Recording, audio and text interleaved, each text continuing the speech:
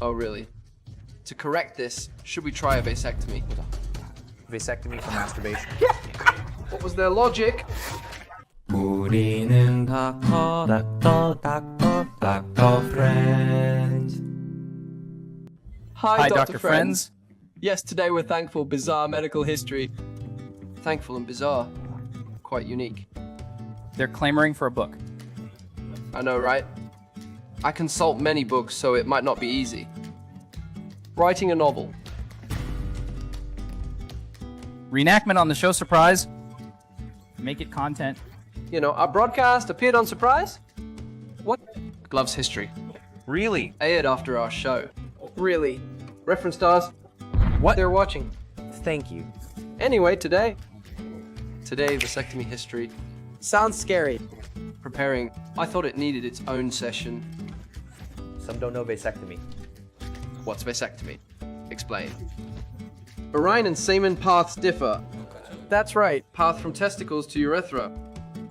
On that path, they cut it. Now, June. I personally, after having my second child in the army, Had vasectomy Yes. to avoid having more children. we have footage from that time. Let's cut. We wait. But this history isn't that long. Think about it. We know this as contraception. Right? If you trace back this history, you find something surprising. When was the first record of the vas deferens? How long has it been since humanity anatomically recognized the vas deferens? Maybe modern era. Seems recent. Need to dissect and no semen comes from there. Incredible. Back to 300 BC. How back then?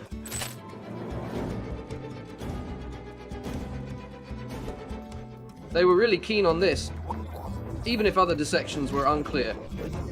It was hard to tell if it was dissection or imagination. Exactly. But the details were precise. The tests, epididymis, vas deferens, seminal vesicles, and arteries and veins were described back then, 300 BC, during humus theory. Yeah, same time, they knew it, That's amazing. Amazing. isn't it?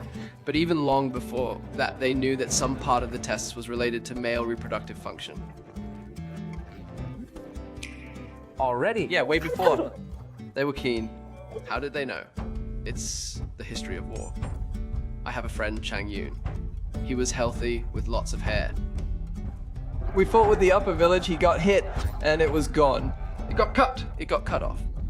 Then he lost hair, weakened, and couldn't have kids. Guys like that can't have kids. Testes must be linked to reproduction. If damaged, reproduction stops. Knowing this, you understand. Right, so when was this brought into clinical use?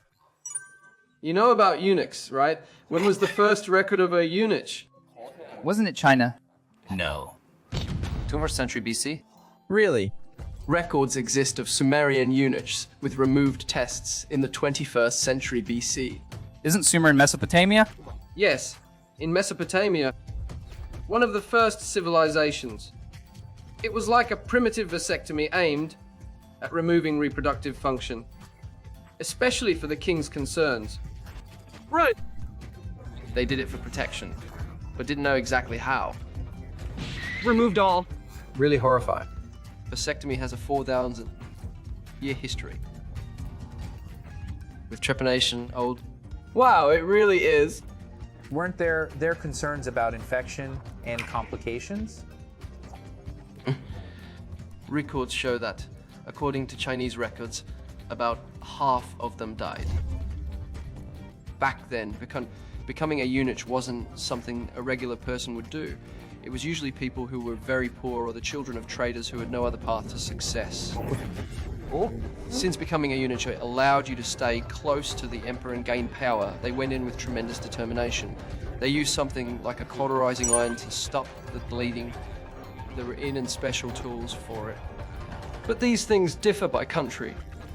With proper anatomical knowledge, when did they start doing such surgeries? Earlier than thought? 3rd century AD. No, 17th century. 17th century, yes. It wasn't done on humans first, but on dogs. When they cut the dog's vas deferens, they found it wasn't a blood vessel, but a hollow nerve-like structure. Sperm or semen traveled through there. After repeatedly doing this, they found some dogs had a white substance inside it. So they thought this must be the vas deferens, and it likely serves that function. But performing this on humans was taboo at the time. In medieval Europe, contraception was a kind of crime.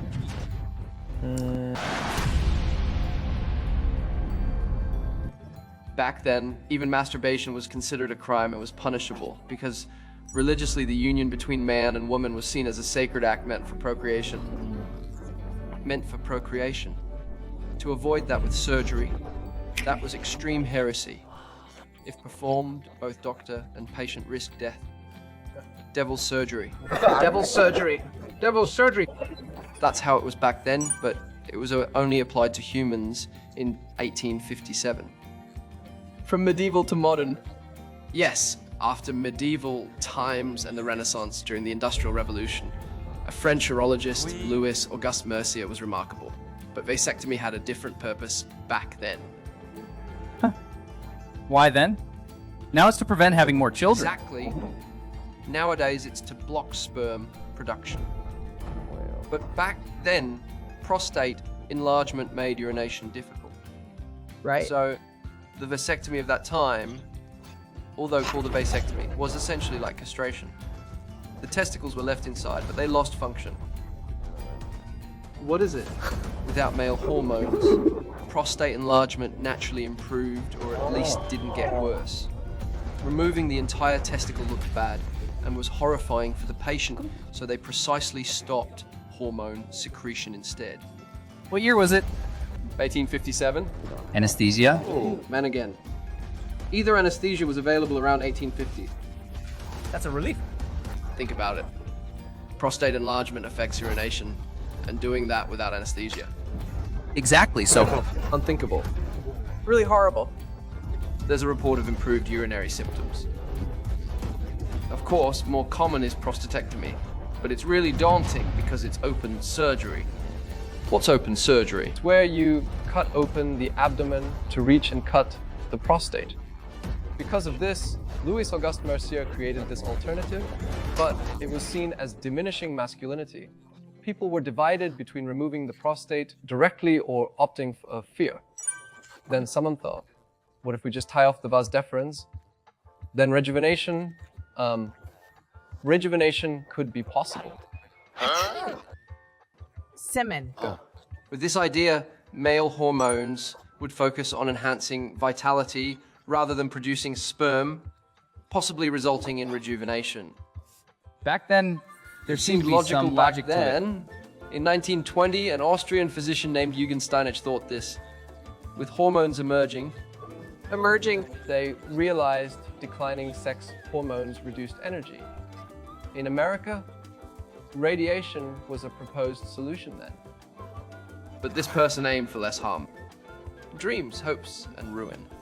It was chaotic early 20th century. But then, chaos By reigned. tying this, sperm production would stop so the energy could be used elsewhere, claiming that vitality and sexual desire would recover.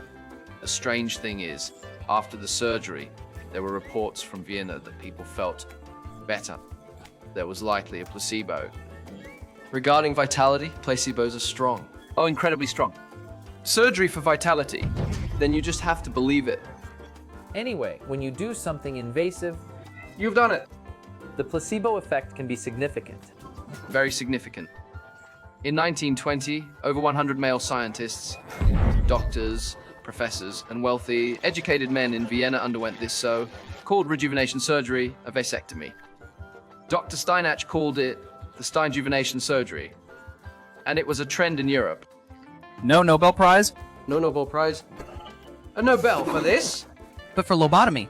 Lobotomy one. Could for this. Vasectomy doesn't stop Simon, but they claimed it stopped sperm. It was seen as a cute case. There's a more gruesome example in America. Dr. Harry Sharp in 1899 at the Indiana Reformatory, a juvenile center. Complaints arose about a 19-year-old inmate. He seemed to masturbate excessively. To correct this, they suggested cutting the vas deferens.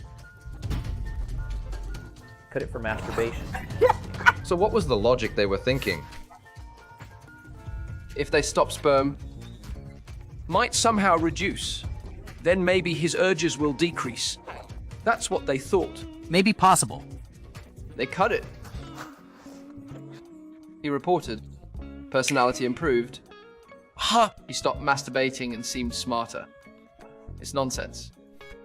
After this was reported, it was tried on some inmates. But this is nothing. Early vasectomies had another main purpose.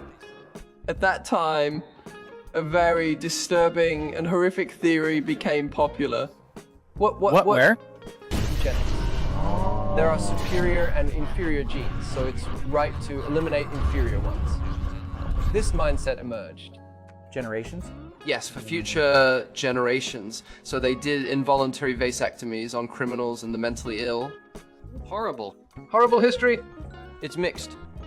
At this time, the technique for vasectomy itself advanced tremendously and was almost perfected. Over 20 years, hundreds of thousands of people underwent vasectomy. Someone pushed it politically, someone well known. Hitler. Feels like Hitler. Hitler pushed this very hard. Targeted Jews. Yes, Jews, gypsies, non-Aryans, and people with disabilities. They kept performing surgeries until this dark period passed. Now, vasectomy equals voluntary sterilization. It became popular because if it's hard, more kids, you get it done. Well, they cut it. But feelings change. They can change. Feelings can change, right? After 2 years, you might regret it. In 1938, the first vasectomy reversal succeeded. Restoration surgery. It succeeded. But that was just a few years later. Then in 1945, it proved possible after 5 years, boosting popularity. In 1960, a study reported they surveyed 50 people who had the surgery. 5 said their libido decreased, but 9 said it increased. 4 had less sex, but 8 reported more. So it's linked to potency. Yeah, the much more is important. Look at this, so it spread like crazy. Initially, the groin incision was large, cutting directly. Then they did 2 excisions near the vas deferens, later 1. And now, without excision. How do you cut without cutting? They perform surgery without a scalpel, just using a needle. Ultrasound vasectomy, with a quick snap, the device inside pops out. It's a 4,000-year-old surgery that has evolved over There's a bit of time through sad, such a rich history. even horrific history, and there is indeed a horrific history. It wasn't about skill, but there are many such stories. Even just the history of contraception is extensive, so I chose one part. We'll keep going, thanks. Thank you.